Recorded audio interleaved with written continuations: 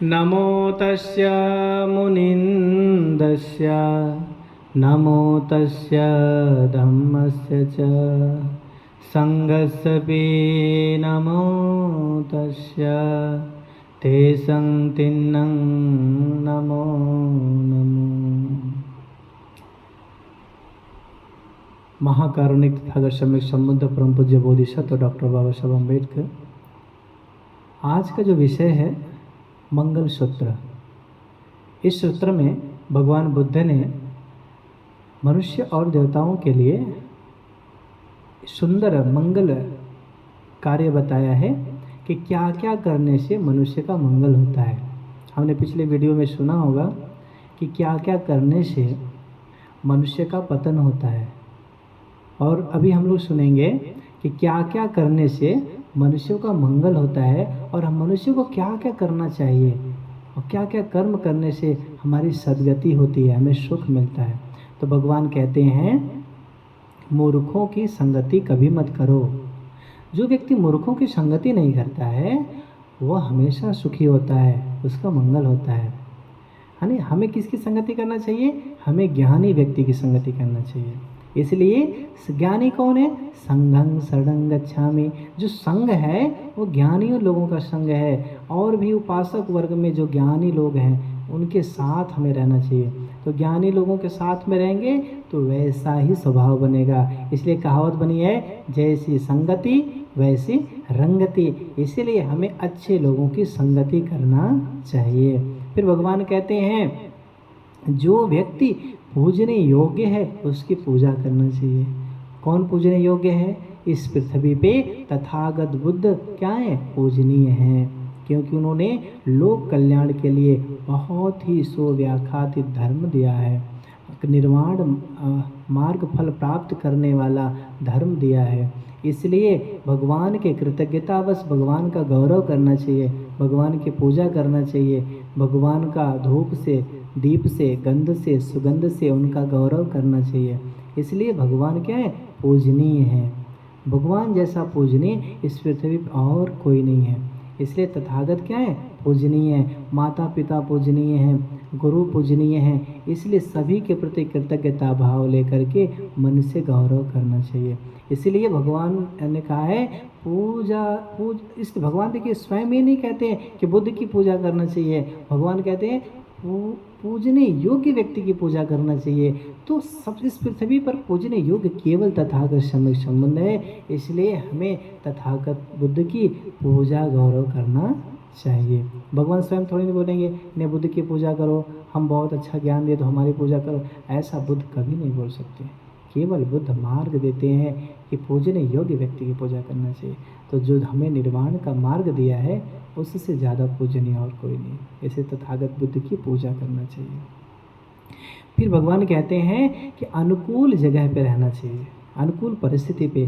जैसे आपका घर जो है ऐसे जगह पे है जहाँ पर झगड़े इत्यादि होते हैं, तो बुद्ध बोलते हैं ऐसे स्थान को छोड़ देना चाहिए, और जहाँ अनुकूल परिस्थितियाँ हैं, जहाँ अच्छे लोग रहते हैं, वहाँ रहना चाहिए। ज़रूरी नहीं कि ये मेरा जन्म का स्थान है तो हम इसे नहीं छोड़ सकते हैं, ऐसा नहीं है। जहाँ अच्छे लोग रहते हों वहाँ पे जाके रहना चाहिए। तो अपने अनुसार रहने योग्य जगह पे ही रहना चाहिए जहाँ से आपका भला होता हो। इसीलिए बहुत से लोग देखो गाँव से निकल के आते हैं, शहर की तरफ बैठते हैं। क्यों? क्योंकि उनके बच्चों के लिए, उनके परिवार के लिए अच्छा रहन सहन, अच्छा वातावरण मिलेगा। इसलिए वो जगह को बदल करके अपने कल्याण के लिए, अपने परिवार के कल्याण के लिए क्या करते हैं? एक जगह छोड़ के दूसरी जगह आकर के बस जाते हैं। इसलिए भगवान कहते हैं अपने अनुकूल वातावरण देख करके हमें रहना चाहिए। जहाँ पर झगड़ा करने वाले लोग हों, जहाँ पर बैर करने वाले लोग हों, ऐसे स्थानों को छोड़ देना चाहिए। भगवान ने भी तो एक बार कलह बहुत विक्षोभ में हुआ तो भगवान उसे छोड़ करके अकेले पारिलिया जंगल में जाके रहने लगे थे। यही कारण है कि जहाँ पर अच्छे लोग रहते हैं वहीं जाके रहना चाहिए। फिर भगवान कहते हैं ये उत्तम मंगल है। फिर भगवान कहते हैं अपने पूर्व कर्म, जो पुण्य कर्म किए हैं, उस पुण्य कर्म को याद कर करके अपने इस वर्तमान को सद्मार्ग पे लगाना चाहिए। जब व्यक्ति को पुण्य कर्म होता है तभी व्यक्ति सही मार्ग पे आता है। तो आप लोगों के पुण्य कर्म यदि अच्छे होंगे तो निश्चित रूप से आप धर्म के मार्ग पे आ जाओगे। इसलिए हमेशा अपने पुण्यों को याद करना चाहिए और पुण्य को याद करके अपने आप को कुशल मार्ग पर लाने का प्रयास करना चाहिए। ये उत्तम मंगल है, यही उत्तम कर्म है। फिर भगवान कहते हैं बहुत सारी कलाओं को सीखना चाहिए। क्या उत्तम मंगल है? बहुत सारी कलाओं को सीखना चाहिए। बहुत सारा कला जैसे शिल्प कला है, सीखना, बनाना, मशीन को बनाना, ऐसी सारी चीज़ों को सीखना चाहिए। आज हमारे भारत देश में सिर्फ पढ़ाया जाता है पर सिखाया नहीं जाता है। अन्य देशों में कला को सिखाया जाता है, पढ़ाया कम जाता है, सिखाया ज़्यादा जाता है। जब बच्चा सीखा होगा तो कुछ भी अच्छा कर लेगा, कोई भी आजीविका अपना चला सकता है, पर सीखा नहीं होगा तो नहीं कर सकता है। इसलिए बहुत सारी कलाओं को सीखना चाहिए, बहुत शिल्पी होना चाहिए, भिन्न भिन्न कलाओं को सीखना चाहिए। कला को जो व्यक्ति सीखता है वही गुणवान होता है, इसलिए हमें कला सीखना चाहिए। ये उत्तम मंगल है। फिर भगवान कहते हैं मधुर वचन बोलना चाहिए, वाणी का मृदुल भाषी होना चाहिए। आपकी वाणी ऐसी हो कि दूसरे का मन भी शांत हो जाए। इसलिए भगवान कबीर ने भी कहा है ऐसी वाणी बोलिए मन का आपा खोए और उनको शीतल करे आपो शीतल होए। इसलिए ज़्यादा से ज़्यादा हमें अच्छे वचन का प्रयोग करना चाहिए। माता पिता की सेवा करना चाहिए। माता पिता पृथ्वी पे ब्रह्म के स्वरूप माने जाते हैं। क्यों? क्योंकि उनके अंदर करुणा, मैत्री, मुदिता, उपेक्षा जैसे भाव होते हैं अपने बच्चों के प्रति। इसलिए पृथ्वी पे कोई ब्रह्म स्वरूप है तो माता पिता हैं, इसलिए अपने माता पिता की क्या करना चाहिए? सेवा करना चाहिए। फिर भगवान कहते हैं स्त्री पुरुष अपने परिवार की भी सेवा करनी चाहिए। ये उत्तम मंगल है। अपने मन के अनुकूल कार्य करना चाहिए। हर व्यक्ति को अपने मन के अनुकूल कार्य करना चाहिए। जिस मन कार्य में मन ना लगे उसे नहीं करना चाहिए, पर जिस कार्य में आपको मन लगे दिन रात कर्म करना चाहिए। जिस कार्य में आपका मन लगेगा कभी आप असंतुष्ट नहीं होंगे, उसमें आपको बड़ी प्रसन्नता महसूस होगी। इसलिए अपने अनुकूल कार्यों को ही ज़्यादा से ज़्यादा करना चाहिए। फिर भगवान कहते हैं दान कर्म करना चाहिए। जो व्यक्ति दान कर्म नहीं करता है उसका जीवन जो है कृपण हो जाता है। भगवान ने कहा है जैसे कुआं होता है, यदि कुएं से पानी ना निकाला जाए तो कुआं के अंदर पानी आने का जो स्रोत होता है वो धीरे धीरे बंद हो जाता है। इसलिए पानी यदि कुएं से पानी निकालते रहो तो स्रोत भी खुला रहता है और पानी जितना का उतना बना रहता है। इसलिए दान कर्म करने से जैसे पानी निकालने से पानी शुद्ध भी रहता है और स्रोत भी खुला रहता है और पानी जितना का उतना बना रहता है, वैसे ही दान कर्म करने से मनुष्य का भाव शुद्ध होता है, संपत्ति शुद्ध होती है और संपत्ति जैसी की वैसी बनी रहती है, कभी कम नहीं होती है। ऐसा कभी नहीं सोचना चाहिए कि दान देने से हमारा कम होता है। दान देने से कम नहीं होता है बल्कि धन की शुद्धि हो जाती है। जैसे मान लीजिए यदि आप दान कर्म करते हो तो ऐसा लगता है कि मेरा जा रहा है, पर ऐसा होता नहीं है। अपितु उल्टा बहुत आता है, क्योंकि स्रोत बढ़ जाते हैं। दान देते ही दान के स्रोत बढ़ जाते हैं, आने के स्रोत बढ़ जाते हैं। लेकिन यदि आप दूसरों को लूट करके अपने घर में पैसे लाते हो, संपत्ति लाते हो, तो ऐसा आपको लगता है कि मेरे घर में संपत्ति आ रही है, पर ऐसा नहीं होता है। संपत्ति आती नहीं है, आती तो दिखती है, परंतु कब कहाँ चली जाएगी, बीमारी में, एक्सीडेंट में, पता नहीं कहाँ कहाँ, ऐसा कोई भरोसा नहीं है। इसीलिए अच्छे कर्म के माध्यम से, अच्छे आजीविका के माध्यम से धन संपत्ति यदि आप कमाते हो तो उसी धन संपत्ति से आपको सुख मिलता है। अन्यथा जो अनर्गल भाव से दूसरों को दुख दे करके जो आप संपत्ति अर्जित किए हैं, उस संपत्ति में बहुत जल्दी आपका विनाश हो जाएगा। वो संपत्ति भी कब नष्ट हो जाएगी आपको पता नहीं चलेगा। जितनी मेहनत की संपत्ति होती है वही आपके जीवन में काम आती है, बाकी सारी संपत्ति ऐसे की वैसे चले जाते हैं। इसलिए कभी भी दान कर्म करना चाहिए। फिर भगवान कहते हैं धर्म का अनुसार आचरण करना चाहिए, धर्मचारी होना चाहिए। धर्मचारी सुभंग सत्य, जो धर्म के अनुसार आचरण करता है वो व्यक्ति सुखी होता है। इसलिए धर्मचारी बनना चाहिए, धर्म के अनुसार आचरण करना चाहिए। जो भगवान ने धर्म बताया है, शील पालन करने का आदि कार्य बताया है, उसी प्रकार हमें जीवन जीना चाहिए। उपोषध लेकर के उपोषध का पालन करना चाहिए। उपोषध का बहुत बड़ा पुण्य होता है।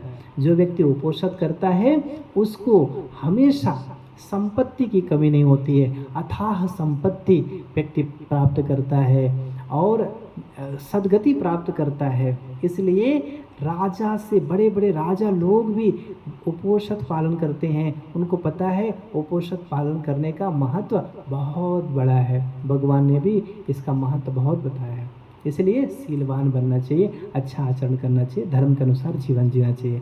फिर भगवान कहते हैं यात्रियों, अपने यात्रीगण का सम्मान करना चाहिए। आपके घर में यदि कोई मेहमान आता हो कोई तो उनका भी सम्मान आदर करना चाहिए। इसलिए भगवान कह रहे हमेशा अपने अच्छे जो भी आगंतुक लोग हैं उनका सम्मान करना चाहिए। अपने पूर्वजों का भी आदर सत्कार और सम्मान करना चाहिए। फिर भगवान कहते हैं निर्दोष कार्य करना चाहिए। कोई भी ऐसा कार्य मत करो जो दोषपूर्ण भरा हो। दूषित मन से कोई कार्य मत करो। दूषित मन से यदि कार्य करोगे तो वो कर्म कभी सुखपूर्वक आपका फल नहीं देगा। इसलिए कर्म करते समय अपने मन का भाव देखो कि मेरे मन में किसी प्रकार का द्वेष भाव तो नहीं है। यदि आपके मन में किसी प्रकार का द्वेष भाव है तो समझ लो वो कर्म भी आपको दुखी देने वाला, सुख देने वाला नहीं है, चाहे वो अच्छा ही कर्म क्यों ना करो। यदि हम धर्म का काम करते हैं और मेरा मन अच्छा नहीं है तो धर्म का काम भी मुझे दुख देगा। और यदि मेरा मन बहुत अच्छा है और हम धर्म का काम कर रहे हैं तो हमें सुख मिलेगा। यदि हम सामाजिक कार्य कर रहे हैं और मेरा मन बहुत अच्छा है तो भी सुख मिलेगा। यदि हम पारिवारिक कार्य कर रहे हैं और मन बहुत अच्छा है तो भी सुख मिलेगा। हम भोजन बना रहे हैं भिक्षु संघ के लिए और मन बहुत अच्छा है तो भी पुण्य मिलेगा। मन यदि अच्छा है तो दिन भर का किया गया सारा कार्य आपको पुण्य देगा। झाड़ू मारने से लेकर के सेवा तक, दीपक जलाने तक जितना भी कर्म करोगे वो सभी पुण्य होगा। और मन में यदि अच्छा भाव ना हो, श्रद्धा भाव ना हो और मन का भाव दूषित हो तो धर्म का भी काम करो तो आपको दुख ही मिलने वाला है। इसलिए अपने मन में अच्छी श्रद्धा पैदा करो, अच्छे भाव पैदा करो तो अपने आप आपको पुण्य मिलेगा, सुख मिलेगा। सुख खोजा नहीं जाता है, सुख अपने आप आपके भाव से उत्पन्न होता है। तो अपने भाव को ठीक करो, पुण्य आपके पीछे होगा, सुख आपके पीछे होगा। फिर भगवान कहते हैं कि हमें गौरव करना चाहिए। देखिए गौरव करने का मतलब है जो भी गौरव करने योग्य है, पूजा करने योग्य है, सम्मान देने योग्य है, हमें उनकी गौरव करना चाहिए, पूजा करना चाहिए। कृतज्ञ होना चाहिए। जो जो व्यक्ति आपके प्रति अच्छा मार्ग देते हैं, गुरु के प्रति, बुद्ध के प्रति, माता पिता के प्रति, जितने लोगों ने आपको धर्म का मार्ग दिया है उन सभी के प्रति कृतज्ञता भाव रखना चाहिए। बार बार उन्हें याद करना चाहिए, बार बार मन में उन्हें चिंतन करना चाहिए और कृतज्ञता बस बार बार उनकी पूजा करनी चाहिए। पूजा का मतलब होता है कृतज्ञता बस अर्पित किए गए शब्द। इसलिए बार बार कृतज्ञता का एक ही स्वभाव है, बुद्धानुसति करो, धम्मानुसति करो, संघानुसति करो। ये भगवान के प्रति कृतज्ञता व्यक्त करने का भाव है। इसलिए कृतज्ञ स्वभाव रखना चाहिए। यदि आपके अंदर कृतज्ञता का स्वभाव है तो कभी भी किसी व्यक्ति से आपका वैर नहीं होगा और सबके प्रति आपकी असीम मैत्री होगी। इसलिए कृतज्ञता का भाव रखना अपने मन में बहुत जरूरी है। फिर भगवान कहते हैं नम्र होना चाहिए, विनम्रता भाव होना चाहिए। हमेशा आपकी वाणी मृदुल होनी चाहिए, आपका स्वभाव नम्र होना चाहिए। आप किसी से व्यवहार करो, बात करो, काम करो तो नम्रता होनी चाहिए। आपकी नम्रता का स्वभाव, देखो फल भी, वृक्ष भी जब फल देता है तो कितना विनम्र होकर के झुक जाता है। वैसे जब ज्ञानी व्यक्ति हो जाए तो विनम्रता अपने आप दिखनी चाहिए। यदि आपके अंदर विनम्रता है तो ज्ञानी का सबसे बड़ा परिचय होता है। इसलिए ज्ञानी का मतलब होता है विनम्रता स्वभाव। यदि आपके अंदर विनम्रता है तो आप ज्ञानी हैं, निश्चित रूप से ज्ञानी हैं। इसलिए ज़्यादा से ज़्यादा विनम्र स्वभाव रखना चाहिए। खुश रहना चाहिए, खुश रहना चाहिए। भगवान कहते हैं कि जो व्यक्ति खुश रहता है उसके मन में बुरे विचार नहीं आते हैं और जिसके मन में बुरे विचार नहीं आते हैं वो कभी भी दुखी नहीं हो सकता है। तो खुश रहने की कोशिश करना चाहिए। देखिए लाफिंग बुद्धा हंसते रहते थे और इतना हंसते थे कि लोगों को हंसाते रहते थे। और हंसता हुआ व्यक्ति कभी अपने मन में द्वेष भाव पैदा नहीं कर सकता है। इसीलिए लाफिंग बुद्धा कितना फेमस हो गए। आज भी उनकी प्रतिमा हर घरों में मिलती है। इसीलिए मिलती है कि ताकि उनकी प्रतिमा देख के ये बात याद आ जाए कि हमें भी प्रसन्न रहना चाहिए, मुस्कुराते रहना चाहिए। जो व्यक्ति हमेशा मुस्कुराते रहता है वो कभी भी दूसरों को दुख नहीं देता है और स्वयं को दुखी नहीं करता है। सबसे बड़ा दान मुस्कुराना है। मैं तो लोगों से बोलता हूँ मुस्कुराओ। मुस्कुराना सबसे बड़ा दान है। यदि कोई व्यक्ति बहुत अच्छा धर्म कार्य कर रहा है तो उसको देख के प्रसन्न हो जाना चाहिए, उसमें भी आपको पुण्य मिलता है। पुण्यानुमोदन का मतलब ही होता है यदि कोई खूब सुंदर धर्म को कार्य कर रहा हो भगवान का गौरव करने के लिए फूल इत्यादि बहुत सुंदर तरीके से सजाया हो, तो उसे देख करके बोलना चाहिए साधु साधु, उसे देख के खुश हो जाना चाहिए, प्रसन्न हो जाना चाहिए। तो वो प्रसन्नता आपको उतना ही पुण्य मिलेगा जितना उन्होंने वो कर्म किया है। अब कोई व्यक्ति इतना फूल पुष्प इत्यादि सब लगाता है और बस केवल आप देख के उसे प्रसन्न होकर साधुवाद करते हो, तो उसका पुण्य आपको भी मिल जाता है। तो इसीलिए हमेशा मुस्कुराना चाहिए। मुस्कुराना भी एक स्वभाव है, मुस्कुराना भी एक दान का स्वभाव है। तो मुस्कुराना भी, प्रसन्न होना भी क्या है, एक दान है। इसलिए ज़्यादा से ज़्यादा प्रसन्न होना चाहिए, मुस्कुराते रहना चाहिए। ऐसा करने से कभी भी आपके अंदर द्वेष भाव नहीं आएगा और आपका चित्त हमेशा प्रसन्न चित्त बना रहेगा। इसके बाद भगवान ने कहा है धर्म सुनना चाहिए, समय समय पे धर्म सुनना चाहिए। बहुत से लोग हैं धर्म सुनना ही नहीं चाहते हैं, बुरी बातों को सुनने में बहुत रुचि दिखाते हैं, अच्छी बातों के सुनने में ज़्यादा मन नहीं लगाते हैं, अच्छी बातें सुनते ही प्रसंगों को काट देते हैं। ऐसे लोग व्यक्ति कभी सुखी नहीं रहते हैं। यदि आपको सुखी रहना है, उत्तम मंगल भगवान का जानना है और उसे आचरण करना है, तो सबसे पहले कि हमें क्या करना चाहिए, सुखी रहना चाहिए और ज़्यादा से ज़्यादा धम्म श्रवण करना चाहिए। धम्म श्रवण करने से आपका मन शुद्ध रहता है। जैसे एक बार नहाने से शरीर साफ नहीं होता है, रोज़ रोज़ नहाना पड़ता है, वैसे ही हमें डेली क्या करना चाहिए, हमें धम्म सुनना चाहिए ताकि मन हमारा क्या रहे, साफ रहे। इसलिए श्रमशील होना चाहिए, क्षमाशील होना चाहिए। हमें क्षमा, एक सबसे बड़ी इम्पॉर्टेंट चीज़ होती है क्षमा मांगना और क्षमा कर देना। ये बहुत बड़ा मुश्किल काम है और बुद्धिज़्म का सबसे सुंदर जो हमें लगता है वो है क्षमा मांगना और क्षमा कर देना। क्षमा कर देने से सारे जो पाप के भाव होते हैं वो नष्ट हो जाते हैं, क्रोध के भाव होते हैं वो नष्ट हो जाते हैं और क्षमा मांग लेने से आपके अंदर कृतज्ञता का भाव बढ़ जाता है और आपका सारा क्रोध वैर क्या होगा, शांत हो जाता है। इसलिए क्षमा मांगना और क्षमा कर देना ये दोनों बहुत सुंदर गुण होते हैं। इसलिए बुद्धिज़्म में सबसे पहले आप लोग यही कार्य करते हो, भगवान के पास जाते हो तो भी बोलते हो कायान वाचा चित्तेन पमादेन मया कृतं अच्छयं खम मे भन्ते भूरि पयो तथागतम। हे तथागत बुद्ध, मेरे मन से, वाणी से, यदि काया से यदि कोई अपराध हुआ हो तो क्षमा करें। भंते जी के पास आते हैं तो भी आप कहते हैं भंते जी यदि मेरे द्वारा कोई अपराध हुआ हो तो उसे क्षमा करें। तो भगवान भंते भी लोग क्या करते हैं, क्षमा दान देते हैं, क्षमा खमामी खमामी खमामी, ऐसे 3 बार बोल करके आपको क्षमा देते हैं और आशीर्वाद देते हैं। इसलिए तो हमें ज़्यादा से ज़्यादा क्या करना चाहिए, क्षमा मांगना चाहिए। अन्य देशों में बार बार लोग क्षमा मांगते रहते हैं, कोई कुछ भी हुआ सॉरी सॉरी ऐसे बोलते रहते हैं। तो क्षमा मांगने वाले व्यक्ति बहुत महान होता है।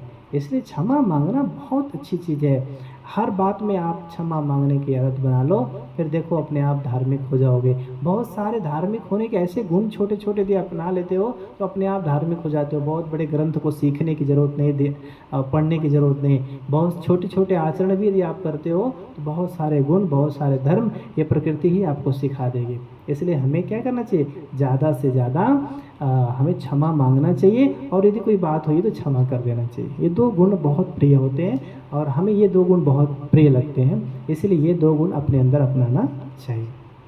फिर है श्रमणों का दर्शन करना चाहिए। श्रमण का दर्शन का मतलब होता है कि ज़्यादा से ज़्यादा जितने भी भिक्षु संघ हैं उनका दर्शन करो, उनके दान कर्म करो। संघ का दर्शन करना ही महापुण्य है। यदि कहीं संघ दिख जाए तो समझो ये आपका अच्छा दिन है, इसलिए आज संघ आपको दिखा है। तो जब संघ को दिख जाए तो पूरे दूर से नमन करो, पास जा सकते हो तो पास से नमन करो, पर संघ को देख के नमन करना चाहिए। आज्ञाकारी होना चाहिए। आज्ञाकारी व्यक्ति, जो व्यक्ति कुछ बोलता है तो उसकी आज्ञा को मान लेना चाहिए और सही समय पर धम्म को सुनते रहना चाहिए। समय समय पर जब भी आपको वक्त मिले तो बुद्ध विहार में जा कर के बंते जी का धम्म प्रवचन इत्यादि सुनते रहना चाहिए। जो सही समय पे धम्म श्रवण करता है उसका जीवन में हमेशा सुख क्या होता है, बना रहता है। फिर भगवान कहते हैं तप और ब्रह्मचर्य का पालन करना चाहिए। हमें ब्रह्मचर्य का पालन करना चाहिए और ज़्यादा से ज़्यादा हमें अपने आप को शील में प्रतिष्ठित रखना चाहिए। शील में अपने आप को प्रतिष्ठित रखना ही तपस्या है। तो ज़्यादा से ज़्यादा तपना चाहिए, ध्यान साधना करना चाहिए, विपश्यना का अभ्यास करना चाहिए।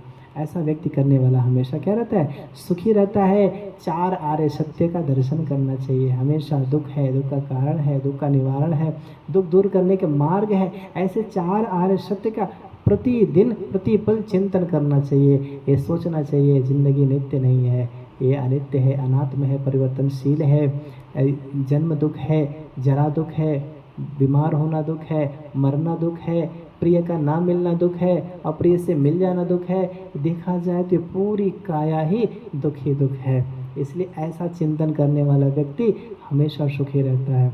जो ये जान लेता है कि शरीर दुख से भरा हुआ है, वही इस शरीर के प्रति कोई मोह नहीं रखता है। इसलिए 4 आर्य सत्यों का हमेशा क्या करना चाहिए? चिंतन मनन करते रहना चाहिए और निर्वाण के प्रति साक्षात्कार का भाव बनाना चाहिए कि मुझे निर्वाण प्राप्त हो, ऐसी कामना करना चाहिए। हम देखो बुद्धिज्म में सब जगह भोजन देते हैं तो भी निर्वाण का भाव रखते हैं, हम लोग जीवन लेते हैं तो भी निर्वाण का भाव रखते हैं, हम लोग किसी प्रकार का पुण्य कर्म करते तो भी निर्वाण का भाव रखते हैं। तो निर्वाण का भाव हर जगह होना चाहिए। जब निर्वाण का भाव रहेगा तो निश्चित रूप से किसी न किसी समय निर्वाण का साक्षात्कार जरूर होगा। आप सब लोग इस प्रकार के महामंगल सूत्र को ध्यान से सुने, बार बार सुने, ताकि आपको ये सारी बातें याद हो सके और ज़्यादा से ज़्यादा इन बातों को अपने जीवन में पालन कर सकें। और ये बात यदि आप लोगों ने पालन किया और ऐसा आचरण किया, ऐसा चिंतन किया, तो निश्चित रूप से आपका मंगल होगा। और आपका मंगल हो ऐसी ही हम कामना करते हैं। आप सबका मंगल हो, कल्याण हो। साधु साधु साधु।